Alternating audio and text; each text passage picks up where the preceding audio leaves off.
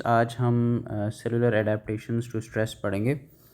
Basically जो human body के sales हैं दे आर फ्लेक्सिबल इनफ कि वो कोई भी उसको जब स्ट्रेस दिया जाता है तो वो उसके अकॉर्डिंगली उसको अडेप्ट करते हैं।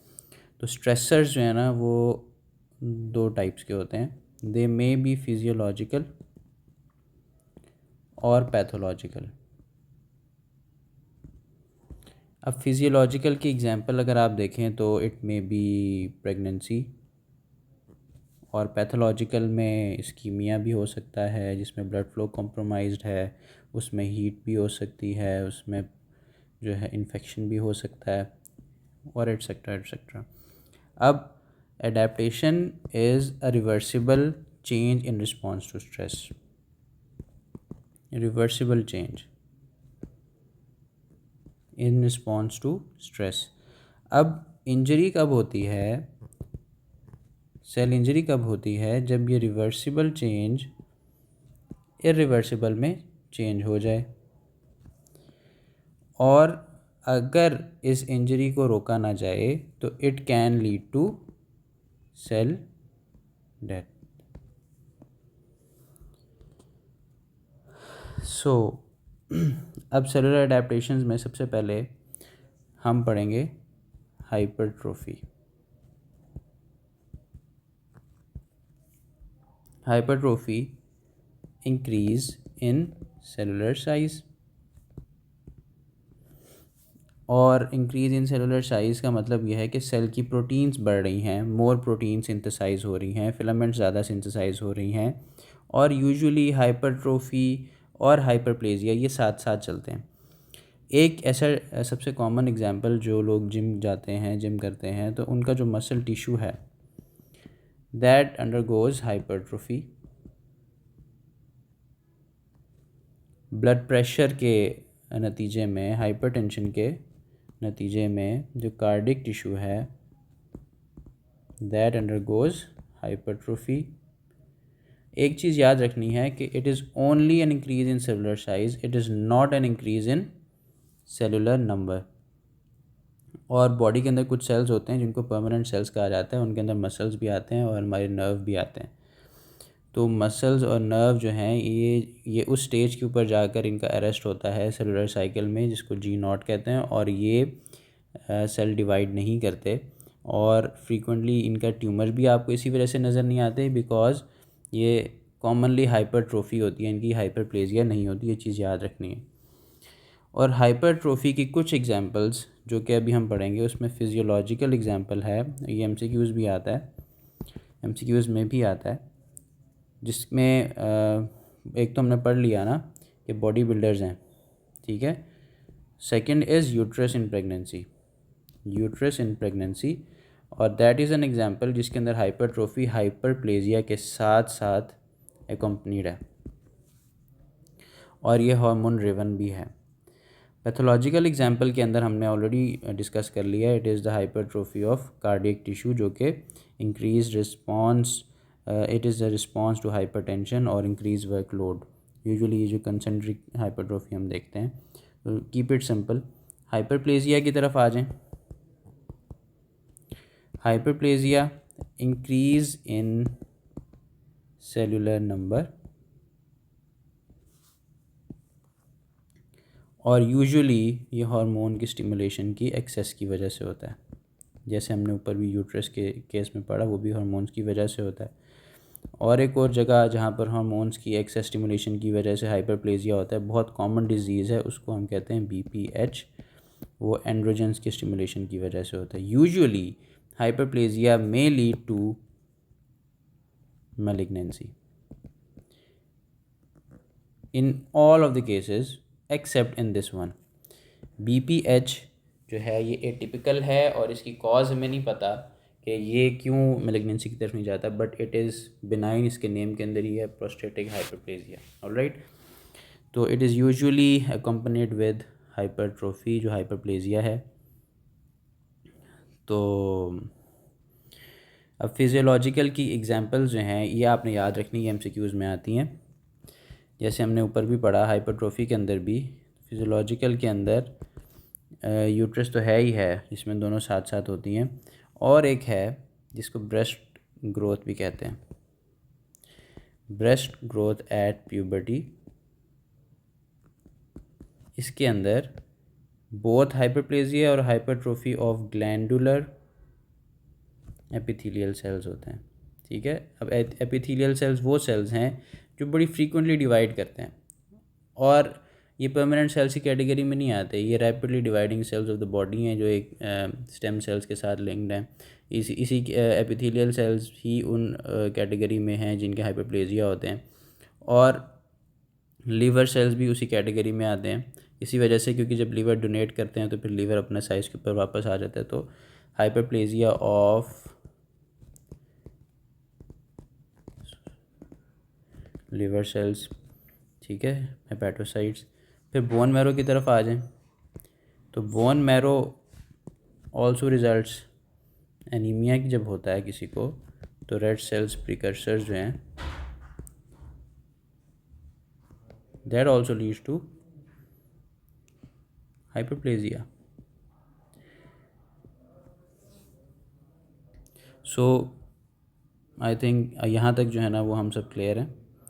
और पैथोलॉजिकल के अंदर आ जाएं, जो मोस्ट कॉमन है, ये यूट्रस के अंदर पैथोलॉजिकल भी हो सकती है, जिसकी जो कॉमन डिजीज़ है एंडोमेट्रियल हाइपरप्लेजिया जो हम पढ़ते हैं।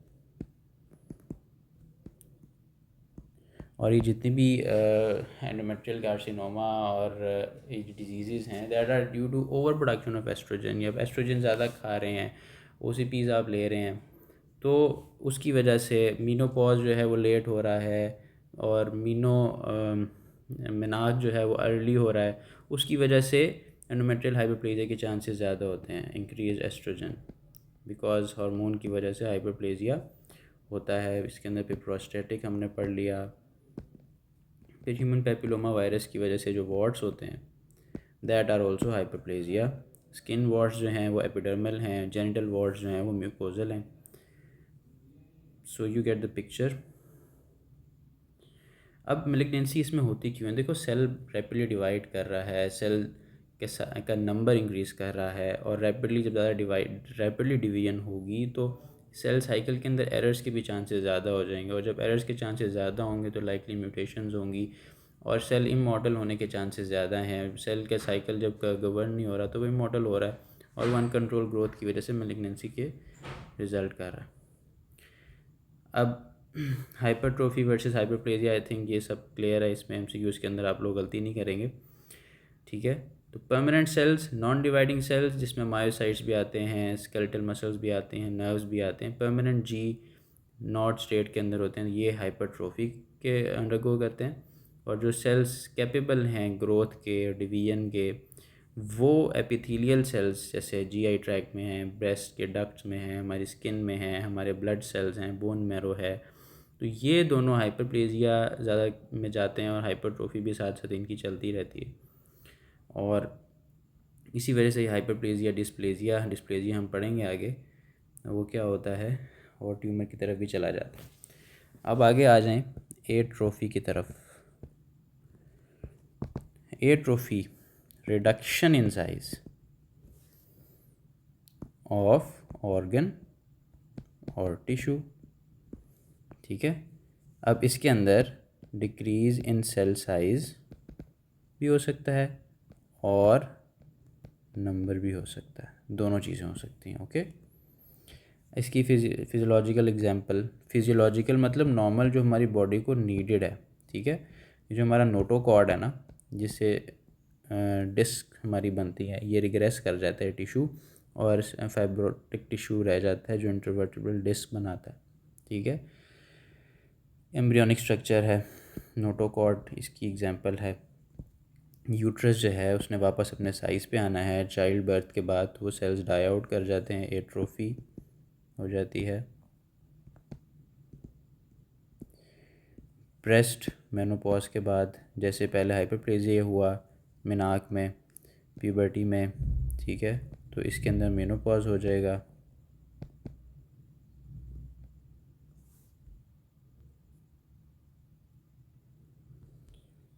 तो अब इसकी जो है ना पैथोलॉजिकल की तरफ आएँ,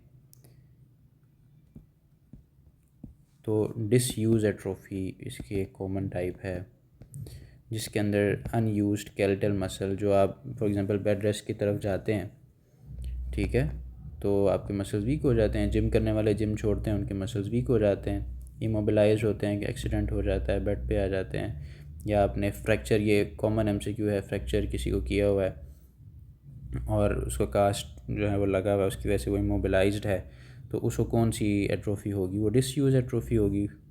कैकेक्सिया, कैकेक्सिया कहते हैं पुअर न्यूट्रिशन को, ठीक है, न्यूट्रिशन नहीं मिल रही बॉडी को, तो ऑब्वियस ही बात है एट्रोफी हो जाएगी।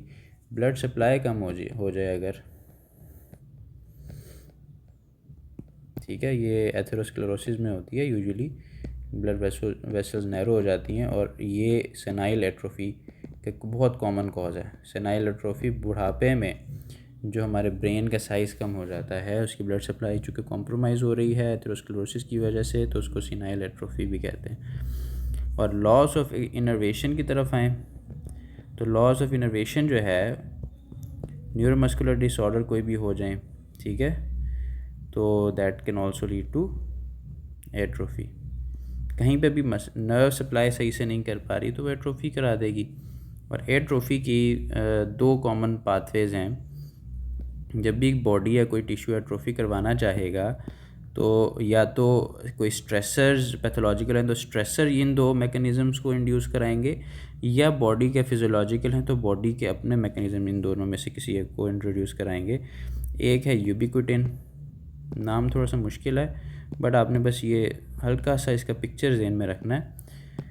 तो जो प्रोटीन्स जो हैं, यूबिक्विटिन पाथवे जो है ना, वो ये है कि सेल क्या करता है, कुछ प्रोटीन्स जिनको उसने निकालना है या किल करना है, उनको यूबिक्विटिन से टैग कर देता है। यूबिक्विटिन से टैग हो जाते हैं तो प्रोटीएसोम्स होते हैं सेल्स में, जो कि डिग्रेडेशन के लिए ढूंढ रहे होते हैं, तो वो देखते हैं कि जिस प्रोटीन के साथ यूबिक्विटिन लगी हुई है उसको ब्रेक कर देते हैं और एट्रोफी स्टार्ट हो जाती है।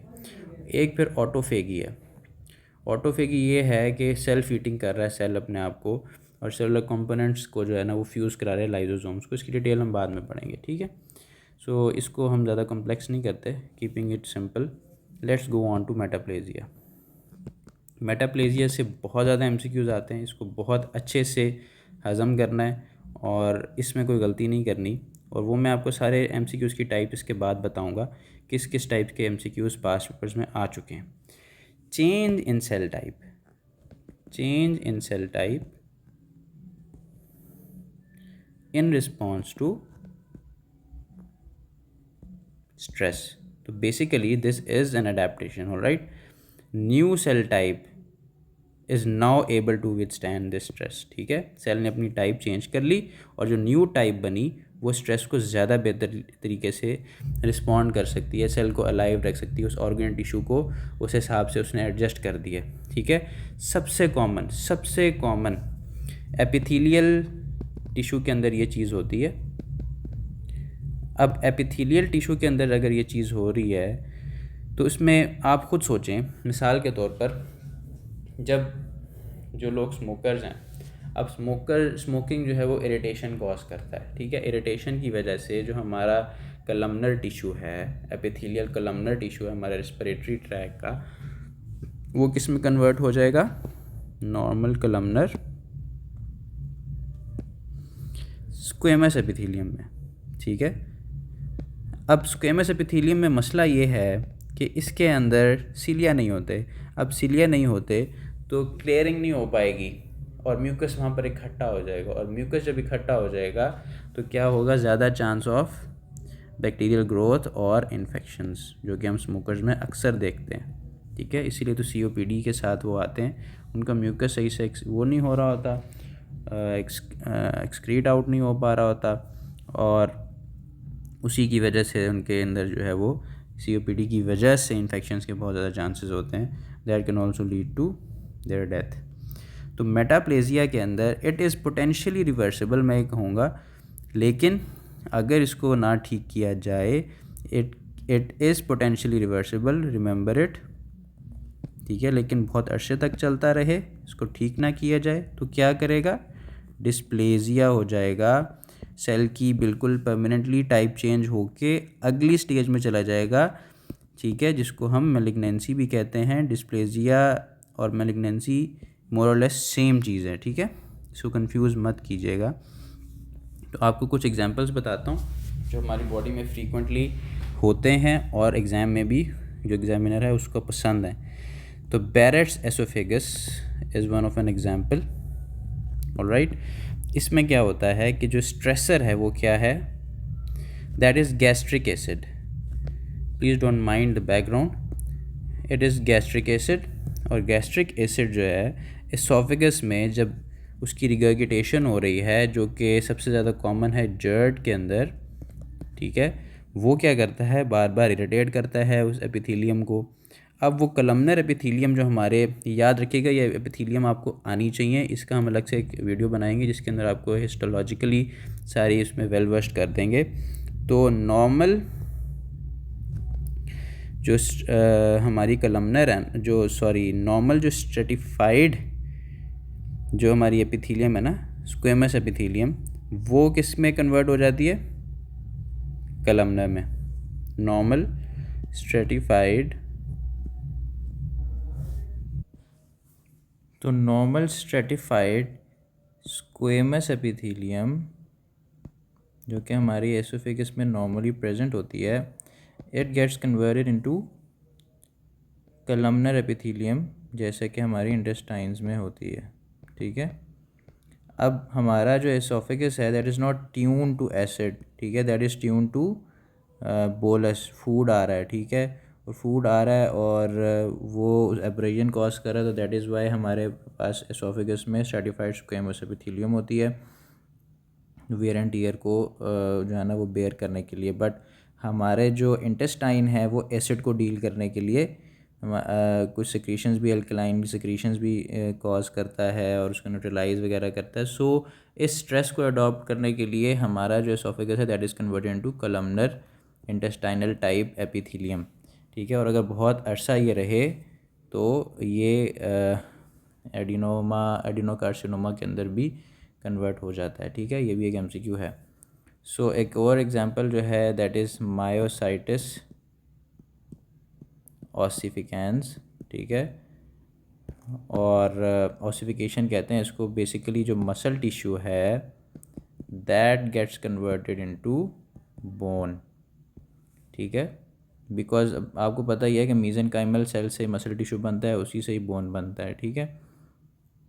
तो जो मीजेनकाइमल सेल्स हैं वो ऑस्टियोब्लास्टिक टिश्यू बना देते हैं, ठीक है, और बोन के अंदर ही मसल्स के अंदर ही सॉरी बोन बन जाती है। और usually it follows trauma, as a result of trauma, या फिर हिप आर्थ्रोप्लास्टी के नतीजे में भी इसको देखा गया है।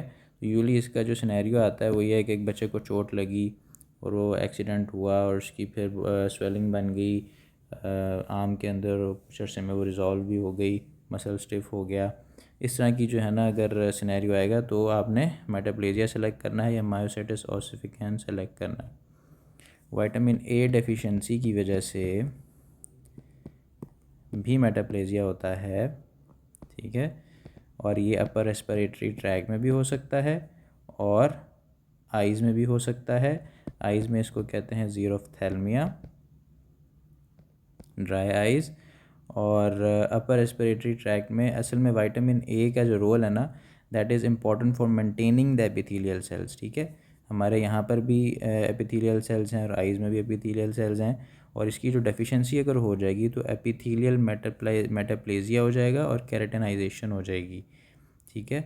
और जब एपिथेलियल मेटाप्लेजिया जो हो जाएगा, केराटिनाइजेशन हो जाएगी सेल्स की, स्क्वेमस सेल्स के अंदर जो है केराटिनाइजेशन होगी, तो होगा क्या कि प्रॉपर रिमूवल ऑफ जो dead I am sorry proper removal of cells जो है ना वो नहीं हो पाएगा। प्रॉपर रिमूवल ऑफ सेल्स, जो डेड सेल्स हैं वो भी नहीं अगर हो पा रहा और केराटिनाइजेशन हो गई है तो इन्फेक्शंस के चांसेस ज़्यादा हैं, क्लीनिंग सही से नहीं हो पाएगी। तो जो कि एपिथेलियम का यूजुअली रोल होता है कि जब ऊपर से सेल्स शेड ऑफ होते रहते हैं, म्यूकस के साथ ही वो रिमूव होते रहते हैं, बट केराटिनाइजेशन जब हो जाएगी तो ऊपर केराटिन की लेयर्स बनना शुरू हो जाएंगी और जो डेड सेल्स हैं वो उस तरह से शेड ऑफ नहीं हो पाएंगे इन्फेक्शन का चांस जो है वो बढ़ जाएगा। आगे चलते हैं। आइज़ के अंदर भी इसी तरह का ही सिस्टम है, और जो हमारी एपिथीलियम है वो म्यूकस का, नॉर्मल एपिथीलियम में म्यूकस सिक्रीट करती है, और जब वो केराटिनाइज एपिथीलियल सेल से रिप्लेस हो जाएगी तो म्यूकस सिक्रीशन नहीं होगी, आइज़ क्लीन नहीं हो पाएंगी, इन्फेक्शन का चांस बढ़ जाएगा। एपोक्राइन मेटाप्लेजिया इसकी लास्ट टाइप हम डिस्कस करते हैं, जो कि इम्पोर्टेंट है, कॉमन है हमारी बॉडी में। जो फाइब्रो सिस्टिक चेंजेस होती हैं हमारी ब्रेस्ट के अंदर, वो बहुत इंपॉर्टेंट हैं, और वो एपोक्राइन मेटाप्लेजिया की ही एक एग्जांपल है। हमने एक हाइपरप्लेजिया की एग्जांपल पढ़ी थी जो कि मैलिग्नेंसी में चेंज नहीं होती, that is benign prostatic hyperplasia. और फाइब्रोसिस्टिक चेंज जो एपोक्राइन मेटाप्लेजिया की एग्जांपल हम पढ़ रहे हैं, जो कि ब्रेस्ट टिश्यू में होता है, that also never leads to malignancy. ठीक है, ये एक वैसी साइड नॉलेज है, ठीक है, इसको याद करने की ज़रूरत नहीं है। ठीक है, और ये जो होता क्या है, जो लोब्यूलर एपिथेलियल सेल्स हैं that get converted into apocrine glandular cells. ठीक है, कैंसर ये बनता नहीं है। फाइनली डिस्प्लेजिया की तरफ आते हैं, उसके बाद हम पास्ट पेपर्स के एमसीक्यू डिस्कस कर लेंगे। अब ये है डिसऑर्डर्ड प्रोलिफरेशन। क्या है? Disordered proliferation. प्रोलिफरेशन हाइपरप्लेजिया में भी हुई थी, लेकिन उसमें सेलुलर आर्किटेक्चर मेंटेन था। प्रोलिफरेशन जो है मेटाप्लेजिया में भी हुई थी, बट उसके अंदर सेल टाइप चेंज हुई, but cellular architecture was still there. ठीक है, बट अब डिस्प्लेजिया इज़ प्री कैंसरस। ठीक है, हम इसको ट्रूली मैलिग्नेंट नहीं कहेंगे। ठीक है, इट इज़ प्री कैंसरस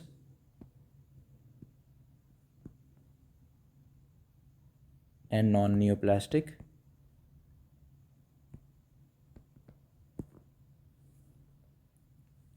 और माइल्ड फॉर्म इसकी रिजॉल्व कर जाएगी, but severe form will be irreversible, will lead to cancer, जो हमने पहले डिस्कस किया। और ये भी यूजुअली जो है वो एपिथेलियल सेल्स में होता है।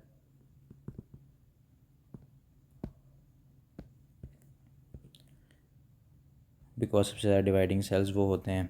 ठीक है, और पहले एक सेल में एक नॉर्मल सेल होगा, that will under go stress की वजह से आइदर हाइपरप्लेजिया, हमने ऊपर पढ़ लिया, हाइपरप्लेजिया जैसे हार्मोन्स की वजह से, या कोई और स्ट्रेस फिजियोलॉजिकली, या कोई tumour over production of hormones हो रही है, या स्ट्रेस मिल रहा है बॉडी के सेल्स को, तो हाइपरप्लेजिया हो जाएगा, और मेटाप्लेजिया हो जाएगा, जो हमने भी इसकी भी एग्जांपल्स पढ़ ली हैं, तो कीप देम इन माइंड।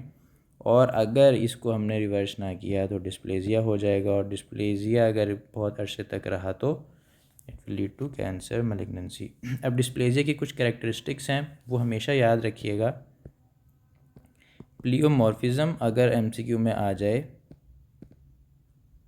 तो ये जो है डिस्प्लेजिया का एक साइन है।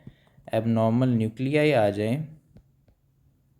इसको क्या कहते हैं? Hyperchromatic large nuclei, hyperchromatic large nuclei, तो that will be dysplasia. Mitotic figures आ जाएं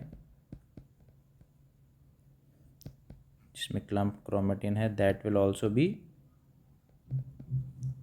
डिस्प्लेजिया। इसी के साथ साथ एक मैलिग्नेंसी के रिलेटेड आपको मैं एक फैक्ट बता दूं, सीपीएसपी को जो पसंद है, तो जो माइक्रोस्कोपिक फीचर है, माइक्रोस्कोपिक फीचर, क्या वर्ड है? Microscopic feature of malignancy, that is metastasis greater than invasion of adjacent tissues greater than pleomorphism. ये सीक्वेंस याद रखना है। Greater than nuclear to chromatin ratio. Alright, metastasis is a सबसे पहले अगर ये चारों ऑप्शंस में हो तो you will select metastasis, obvious सी बात है। और अगर मेटास्टेसिस ना हो तो इन्वेजन, इन्वेजन ना हो तो प्लियोमॉर्फिज्म, और प्लियोमॉर्फिज्म भी ना हो तो आप इसकी तरफ जा सकते हैं। ऑलराइट। और हिस्टोलॉजिकली चूँकि हिस्टो की स्लाइड अगर आप खोलें तो आपको उसमें मेटास्टेसिस तो नहीं ना नज़र आएगी। मेटास्टेसिस तो आपको नज़र आएगी CCT के ऊपर या किसी और इन्वेस्टिगेशन के ऊपर। हिस्टोलॉजिकली आपको इन्वेजन नज़र आएगी। ऑलराइट। तो invasion makes more sense. Invasion is the diagnostic for malignancy. ठीक है। ग्रेडिंग क्या होती है? You should know it. Sorry for space issue. Grading क्या होती है? It is nuclear differentiation. कितना ख़राब है सेल, ठीक है, सेल का आर्किटेक्चर कितना ख़राब हो चुका है, ठीक है। और माइटोटिक फिगर्स कितने हैं, ठीक है, कितना ज़्यादा माइटोसिस हो रहा है। माइटोटिक फिगर्स सजेस्ट कि कितना ज़्यादा माइटोसिस हो रहा है और क्रोमेटिन मटेरियल कितना ज़्यादा डिस्पर्स्ड है और आर्किटेक्चर कितना ज़्यादा ख़राब है। ऑलराइट। तो ग्रेडिंग में आपको क्या पता चलता है? न्यूक्लियर डिफरेंशिएशन कितनी है। जितनी ज़्यादा न्यूक्लियर डिफरेंशिएशन उतना कैंसर का ग्रेड कम, जितनी कम डिफरेंशिएशन उतना ग्रेड ज़्यादा। पे स्टेजिंग की तरफ आ जाएं। इसको ये चीज़ें याद रखने वाली हैं, ठीक है। हाई यील्ड चीज़ें। एक्सटेंट ऑफ स्प्रेड क्या है? एक्सटेंट ऑफ स्प्रेड और लिम्फ नोड इन्वॉल्वमेंट। ऑलराइट। अब फर्दर आगे चलें तो sorry I am occupying a bit space over here. Pre malignant legion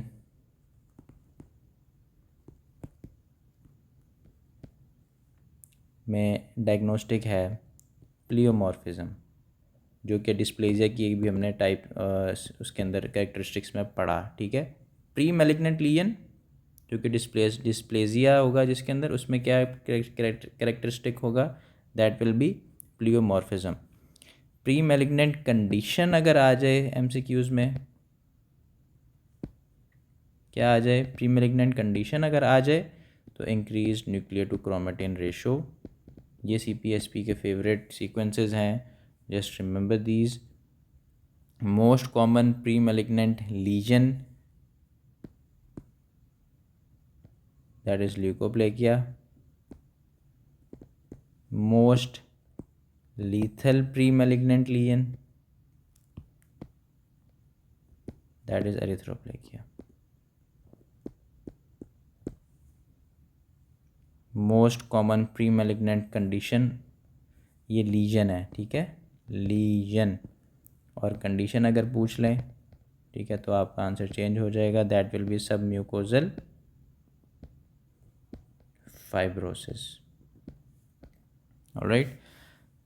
तो बाकी चीज़ें मैं कार्सिनोमा के बारे में अगले लेक्चर में आपको सारी डिटेल बता दूंगा। हाई यील्ड पॉइंट्स होंगे, बट कार्सिनोमा हम डिटेल में डिस्कस करेंगे। सो पास्ट पेपर्स के MCQs हाइपरट्रोफी से रिलेटेड जो आए हुए हैं उनका मैं आपको समरी आपको बता दूं। एडेप्टिव चेंज जो कि हार्ट के अंदर हो गया, ये आपने ऑलरेडी पढ़ लिया हुआ है। Hypertrophy, hypertensive patient autopsy show क्या करेगी? हाइपरट्रोफी।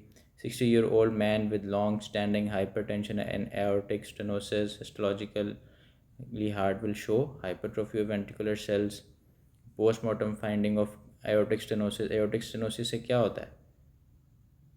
ज़ोर ज़्यादा पड़ रहा है ना, हार्ट को वर्क ज़्यादा करना पड़ रहा है। और जब हार्ट के ऊपर वर्कलोड ज़्यादा होगा तो वो क्या कि जैसे आप जिम करते हैं तो आपके हाइपरट्रोफी हो जाती है मसल्स की, उसी तरह हार्ट की भी जिम लग रही है। जब आर्टरी स्टेनोसिस हो रहा है तो हाइपरट्रोफी हो जाएगी।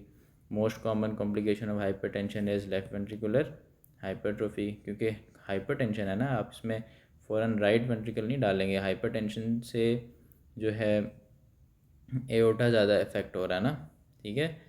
सिस्टेमिक हाइपरटेंशन इसमें यूजुअली होती है। तो एथेरोस्क्लेरोसिस हो रहा है, उसकी वजह से एओर्टा का प्रेशर बढ़ रहा है, उसकी वजह से वेंट्रिकल की हाइपरट्रोफी हो रही है। ओल्ड मैन विद हाइपरटेंशन, ठीक है, हाइपरट्रोफी। अब हाइपरट्रोफी में क्या होता है? Increase DNA content. Increase DNA content मैंने आपको बताया ना, प्रोटीन कंटेंट बढ़ रहा है। प्रोटीन कंटेंट कब बढ़ेगा? जब DNA की एक्सप्रेशन ज़्यादा होगी, DNA का कंटेंट ज़्यादा होगा। लाइफस्टाइल स्टडी की गई जिसमें हाई पिज़्ज़ा कंजम्पशन था, लोगों को एक्सपेरिमेंट किया कि लो फिजिकल एक्टिविटी थी, टिश्यू में चेंज क्या होगा? हाइपरट्रोफी ऑफ स्टीएटोसाइट्स, फैट सेल्स की हाइपरट्रोफी होगी। हाइपरप्लेजिया, ये सारे पास्ट एमसीक्यूज हैं जो हमने डिस्कस किए हैं। हाइपरप्लेजिया में क्या हो रहा है, regeneration of liver, example hyperplasia. Example of compensatory hyperplasia is liver regeneration.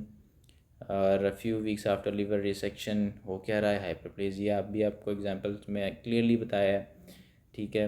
Early as में lymph node biopsy shows follicular hyperplasia, ठीक है। ये फैक्ट है, इसको याद करना ज़रूरी है। 4 year old women with vaginal bleeding, most likely diagnosis is atypical endometrial hyperplasia, ये भी मैंने आपको बता दिया है, ठीक है। ज़्यादा एस्ट्रोजन हाइपरप्लेजिया हार्मोनल डिस्टर्बेंसेस की वजह से होता है। Which condition suggest malignancy and warrants investigation, complex hyperplasia and atypia. Obvious ही बात है, हाइपरट्रोफी जो है ना, that is not leading to malignancy. Hyperplasia can lead to malignancy. यहाँ पर उसने कॉम्प्लेक्स भी लिख दिया है और एटीपिया भी लिख दिया है, ऑब्वियसली ये डिस्प्लेजिया की तरफ जा रहा है।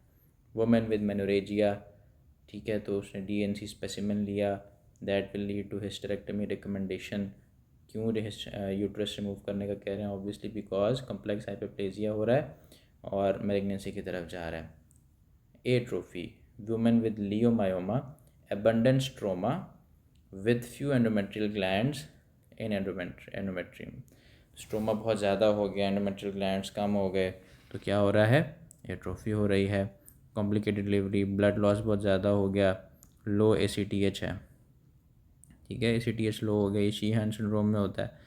और फिर क्या हो जाएगा, हार्मोन कम, ठीक है, तो एड्रिनल एट्रोफी हो जाएगी। और common cause of salivary gland atrophy, obstruction of excretory ducts, ये बहुत कॉमन MCQ है, इसको ये फैक्ट है, इसको याद रखना है। और राइट 12th नर्व की डैमेज हो जाए, ठीक है। Right half paralysis with atrophy of the right side, ठीक है, टंग की एट्रोफी और पैरालिसिस दोनों हो जाएंगे। Child with fracture, head fracture with cast, ठीक है, तो जाहिर सी बात है, ये भी हमने डिस्कस कर लिया है। Boy with humerus fracture, limb muscle atrophied after cast removal, decrease in actin myosin proteins, obvious सी बात है। डिसयूज एट्रोफी हो रही है। मेटाप्लेजिया मींस, ये बड़े गौर से करना है। Metaplasia, one epithelial type changing into another, ये हमने पढ़ लिया, ठीक है।